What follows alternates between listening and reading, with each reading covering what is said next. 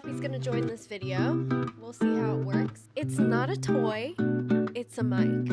It's not a toy, it's a mic. In there. Not. Here we go again. This time without my little doggy Poppy. So basically I wanted to do a what's in my bag. I guess this could be for anyone like really starting out. I don't do concert photography consistently, but it's one of my faves, and so it's allowed me to just be creative and kind of keep my creativity flowing because of how fast the turnaround time is. Usually, I did mention this in a vlog that I posted a while ago, but basically when you do concert photography, the turnaround time is pretty quick. So after shooting, I usually go home and just lock in on editing. So editing can take about 2.5 to 3 hours for me, just in terms of like exporting. I usually like to eat while I'm editing, and so after 3 hours I send them out to the artist or the management or whoever I'm shooting for, the promoters, and from there it's just kind of done with. And so that's kind of why I like to shoot concerts. With my other projects, it's kind of more ongoing. There's pre-production, there's production, and then there's post-production, which is more intricate and difficult. And so projects can take up to like weeks or months sometimes. But anyways, going back to concert photography, honestly, I feel like shooting events and concerts is probably a really good way to start even expanding your skills, because you learn how to shoot in low light, very fast-paced environments, and then you kind of get a flow. And so I recommend it if you're just starting out with photography. Try shooting a local show or even an event. If your friend is throwing a party or something, I recommend it. And you don't really need, again, crazy gear. So I'll kind of walk you through the main things that I keep in my camera bag. So I'll start with the bag, and if you're a professional photographer, please turn away because this is not a very secure bag. It's easy for me and it's worked for me. When I'm on larger shoots and shooting campaigns, that's a different story. I will take my Pelican case, but because I'm just a girl, I usually take on this Marc Jacobs, the tote bag, and I've had it probably since when I first kind of started, like 6 years ago or 7 years ago. It served me really well. Of course, there's wear and tear, but otherwise it's been great. It's mesh, so it gets a little bit scary if it's raining, but now that I drive everywhere, I'm not that concerned. And also, I'll show you that I keep my camera in a separate bag. So let's start with that. My camera that I use, this is the bag that I carry it in, not very crazy. It's just a Joe Malone bag, gifted by my brother when he got me my perfume from there. So I keep that there just in case, I don't know, dust and water, of course, is my number one concern. But the camera that I use is the Sony A7 III, and I've had this for maybe 4 years, I want to say. Before that, I had a Nikon D16. I apologize to the Nikon gods because I have no idea why I said Nikon D16 when I had my Nikon D610 for a million years, so apologies for that. And I did shoot one concert with that thing, but there was a lot of issues with focusing that I had with that camera, and I don't know how I ended up even like being able to shoot that long with that camera, but it worked. I upgraded to a mirrorless because the mirror broke one day on me. Thank God I was at home. I did not even have a backup camera. So this has been a machine. It's worked out so well for me, and just how fast the shutter is and how high you can push the ISO, key. I don't think I will ever look back and switch to a DSLR. The mirrorless has really changed my life. In terms of the lens that I use for most of my the shows that I shoot right now, they're like mid-sized, no big arenas, and so my 24-70 G Master lens has been great, honestly, for everything. And I think I've mentioned this in other videos as well. Like, it is so versatile. You can do close-up shots, you can get wider crowd shots.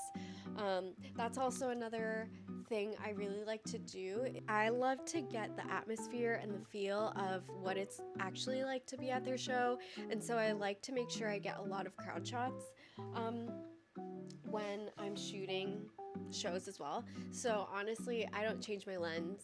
I used to carry around a 50mm. Honestly, I don't really know why, but this is really all you need. You really don't need anything else. In terms of SD cards, you want to use a fast one. Let me see if I can find one that just processes fast, in case you are clicking away and you just want things to kind of go faster. 1 second. A trusty SD card that I would highly recommend is something like this Lexar Professional. I don't know specifics on SD cards, but this is a 128GB and it processes at 250 megabytes. Yeah, I don't have much to say about SD cards, but I recommend this one. I also make sure to take a bunch of extra memory cards in this case, and this is a really safe case to store. So multiple slots, multiple SD cards, just in case. And I think other photographers will also tell you to carry an extra camera body. To be honest, I don't do that because, I mean, I would recommend it, of course, but my studio is located in downtown, close to where these shows really often happen, and so if anything did happen to my camera during a show, I could just pop on over to my studio and grab our extra camera that we have over there. Not ideal though, because I'm not really used to shooting with that camera. It's a Nikon, but in case of emergency, that's an option. What else do I have? An extra battery. At least one extra battery, although the Sony has been pretty good, and I have found that my battery just doesn't die. I could be shooting like 3 hours at a show and it's totally fine. I don't even get close to needing to switch, so that's been good. Anyway, I keep all my accessories in here in this little pouch that I got at Miniso, I think. But you can honestly get a pouch anywhere. So useful. I have other stuff in this pouch that doesn't relate to concert photography, so that'll be saved for another video. Something else that's important is making sure you take care of your ears during shows. And so I got this little thing on Amazon, and my dog, Poppy, recently ate one or chewed one up, so I can't really show you both. But I do have one, and it's like a little clear earplug, and I don't know, it's until she broke them. They served me well. I use them for every show. You can hang them on your keys, which I used to do until my keys broke on me as well. If you haven't noticed, I'm very type B, so things tend to happen and I replace them as I find them and as I go. So I gotta replace those. So I'll put those back in my...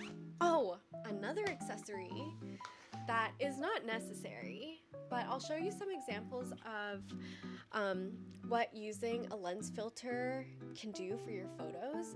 And so this is a case for mine, but I will show you on my camera. So this lens filter is kind of a starry dreamy type filter. It's called Dream World by Cinematix, which is actually a line created by my agency partner Alvi, and I'll link these filters. This is the only filter that I use now. Before, I used to have a set of Gobi, I think they're called Gobi, lens filters, but ever since I switched to this, like, this has not left my camera for concert photography. It just gives the nicest, softest glow, and the star effect is always nice. Sometimes I take it off, and if I do, I put it in its case here, but most of the time it's on. Photo without, and this is a photo with the filter. You could probably see the difference. This. If I could recommend like one add-on, it's this thing. Okay, here we go. We have another dog joining us. Let me show you. This is Teddy Bear. He's a little Yorkie. I hear my other dog, and she probably scared him. So I think my last major one is a flash, a speedlight. But I don't really use this for shows ever, because usually there's a no flash rule. The only time I would use this is when I'm shooting an artist pre or post show and doing their like portraits. I will add an example in here. These are some shots that I took of a friend of mine, Alex Porat, at her show. So this one is a new, I don't know how to say it, neewer NW580. I've had this for a good few years. Before this, when I had my Nikon, I used the Nikon Speedlight. This one I just got on a whim because I didn't really want to invest in anything too crazy, and honestly it's been working totally fine for the past few years. I might upgrade to something else soon. But yeah, this is just an extra in case you shoot artists or the fans and it's incredibly dark. I think that's honestly mainly everything that I use. Other than anything else like personal that you have, of course, your wallet. And I can now share a few tips on concert photography, which I kind of did in my vlog, but maybe I can talk about it a little bit more. Number one, I'd say be mindful of your surroundings and be mindful of the people who have actually paid to go and watch the show. I feel like sometimes when you're in the moment you can forget, and just try not to be so disruptive, because again, people have paid lots of money to watch their favorite artists, and it's not like it happens all the time. And so as much as you have a job as well to capture images, whether you are paid or not, be mindful. Make it a pleasant environment for everyone. Tip number 2 is if there are other photographers who are shooting the same show as you, I would highly recommend introducing yourself. I've met so many people just from shooting concerts, it's crazy, and those things have led to so many other things. So just be friendly and kind, because everyone is also friendly and kind. And it's just fun. It makes it fun when you run into these people at future shows and then you have a million things to talk about. My tip number 3, my last tip, is probably having a little bit of a game plan going into the concert. I feel like doing this so many times now, I kind of have a routine, which I mentioned in my vlog, which is typically at the beginning. Once you're in the pit, it's usually 3 to 5 songs. Different venues have different rules also, so make sure you know what the rules are. But after the pit, I tend to go side stage if there's access, only if you get access. If you don't, then just go back towards the back of the venue, to the sides of the venue. Again, I love capturing wide angle shots just to kind of show the whole vibe of the show and the environment. I think that makes a difference to a photo gallery, is just seeing more of the experience. So I recommend slotting in some time to do that. And if you do have stage access, And again, you should triple check and also ask security. You can ask anyone who you've been emailing. Some artists allow photographers to go on stage, as in like kind of towards the back. So if there are any slower songs, like having an idea of the set list, and sometimes when there's a slow song, it's like really pretty because everyone holds up their lights with their phones and you kind of want to be ready to capture those moments, and those have been the prettiest shots that I've probably ever taken, and this is an example of that. So again, having an idea, a plan before you go in. Okay, yeah, those are my 3 tips. I don't think there's anything else to it. If you, again, are starting photography and you just want to throw yourself in there, I would highly, highly, highly recommend reaching out to a small artist or a venue and seeing if there's any gigs that you might be interested in shooting, because I think the learning curve is a little bit steeper at the beginning, but then after you kind of get into your groove of shooting, other than have fun, enjoy music, and don't worry too much. Again, if you're starting out, you don't need a crazy camera. You use what you have. Just as long as you have an understanding of settings, then you're all good. You don't really need much. I hope this gave you a little bit of insight. Everything will be linked in the description if you want to check out some of the gear that I use. I love it all. I've been using it for 4 years, so everything has been reliable, and I hope you find this video is helpful. Maybe the next one I will do a video of what's in my Pelican case for campaigns, because quite different. So we will talk to you all at some point soon. Bye!